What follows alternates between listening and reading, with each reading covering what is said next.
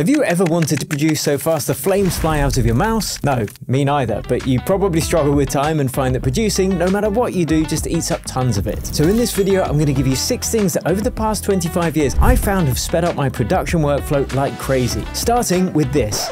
Oh, no, sorry, hang on.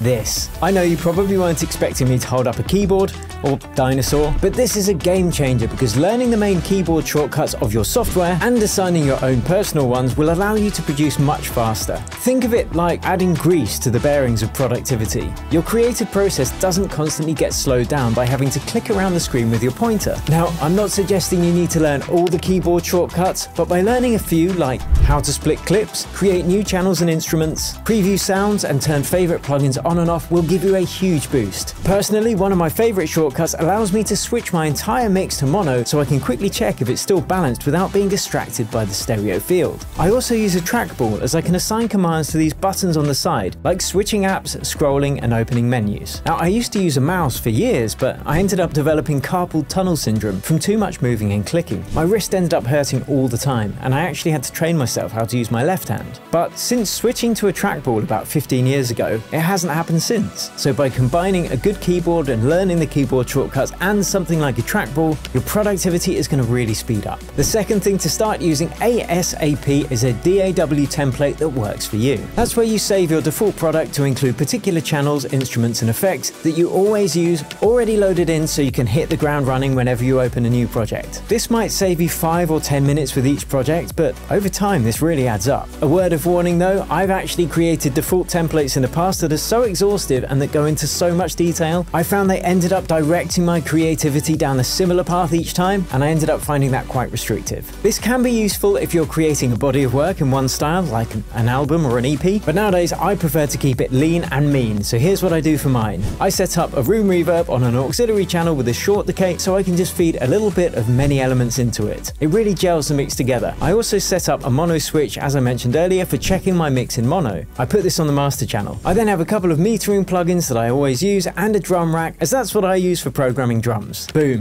Lovely. Number 3 is to use sample packs and favorites folders. This could technically be classed as 2 separate tips, I guess, but the overall idea is to have a great selection of sounds that you can draw upon easily. That means organized in a way that works for you. Think of a chef having all the best ingredients chopped and prepped before he starts cooking. Then when it's time to cook, he knows exactly what to reach for and where it is, without having to stop and break his flow. It's exactly the same with music production, and the beauty is, you only have to do this once, and then just update it a bit every couple of years. Personally, I have my folders organized into these categories that I'm showing now, but I won't talk through all of them as it would be boring, but feel free to pause this video and screenshot it if you feel it's going to help. And every time I find a sample that I really like, I also save it into my favorites folders. So spend a session researching and buying a couple of really great sample and preset packs that fit the style of music you want to make, and you can do this just by doing some Google searches, reading the reviews, and listening to the demo tracks that they usually show on their sales pages. Splice and LoopCloud are another 2 great resources for this. Then organize them into categories that make sense to you. You can also use tagging to help you do this now. And if you devote a few hours to this just once,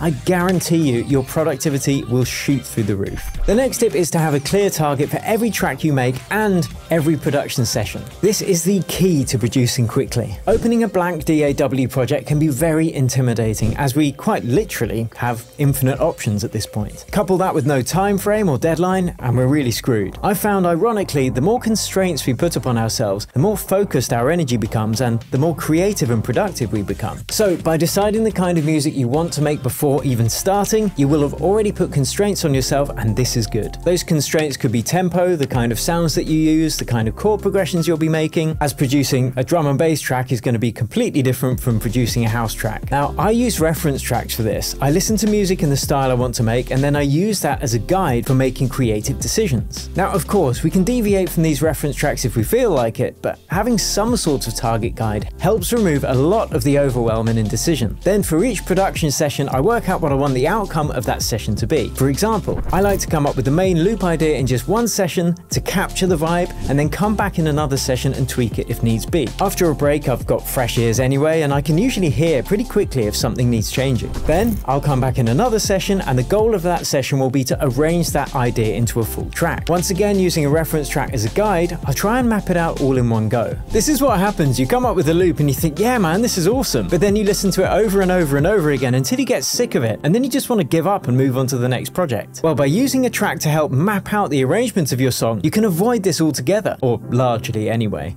Just work out which parts of your template track is the drop and the break, and where the different instruments come in, and then use that as a template to map out your own arrangement. Now, doing this will stop you looping your idea over and over again until you get sick of it and completely lose objectivity, and we've all been there. So if you're in the arrangement session and you get the urge to listen to your loop just one more time, ask yourself, will this take me closer to the goal of this session, or is it just wasting time? And finally, I'll listen through and I'll just make a long list of everything that needs adding, removing, or changing, and that list can be long. Then I'll work through the entire list, just ticking it off until it's done. Now this bit can be boring, but fully finishing a track usually is, which is why almost all bedroom producers never actually finish a track. Please don't be like them, and using these steps will help. Number 5 is eliminating distractions, and you know what it's like to get into the flow with music production. Time seems to just fly past and you're completely absorbed in it, and this is beautiful. This is what's really enjoyable about music production. But every time you get distracted from that flow, it's 15 minutes to get back into that same state. So we need to be disciplined in removing distractions. So for example, you could leave your phone in the other room, turn off the internet if you can, and have enough drinks and snacks close to hand if needs be. Then definitely let the rest of your family or your other half not to disturb you during this production time, on pain of grave consequence. If you plan it in advance, your loved ones are usually very understanding, so it's worth doing. I guarantee you'll produce more in 1 power hour than 3 hours with distractions, and make that a power 4 hours, and you'll completely forget the world exists. Just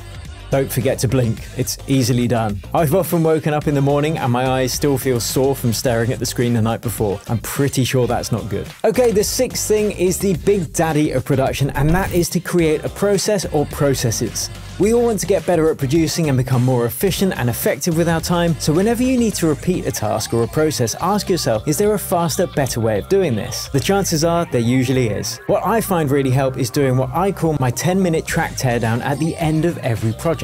I'll save out the sounds and effects I really like, maybe I'll bounce a couple of them as well, saving them into my favorites folders so I can use them in another project moving forwards. A successful producer friend of mine takes that one step further, and he literally starts a new project using a previous one that he's created. He already knows that the sounds are going to work really well together and are kind of half mixed already, so he can just compose a new track using many of those same sounds. If you listen to a few of your favorite producers, you might notice this happening. It's because they've got to work quickly and they've developed a signature sound, which is the other benefit of this approach. Not only will you produce your next track more quickly, as you'll already have those sounds as a starting point, you'll start to develop your signature sound over time as you use some of the same sounds over and over. This is a good thing if you want to stand out and develop your own sound. Now, batching certain tasks is another way to systemize your process, like mixing several tracks in one session, for example. Then your headspace is in mixing mode rather than composing mode. And the 7th really important thing to speed up your workflow is to watch this video next. There are 14 ways to simplify the mixing process, which will cut down your production time by hours for every track you make, and take out a lot of that frustrating trial and error. Before you head over there, if you enjoyed this video, please hit like and subscribe to my channel. It really helps me out and I appreciate it, and I'll catch you over at that next video.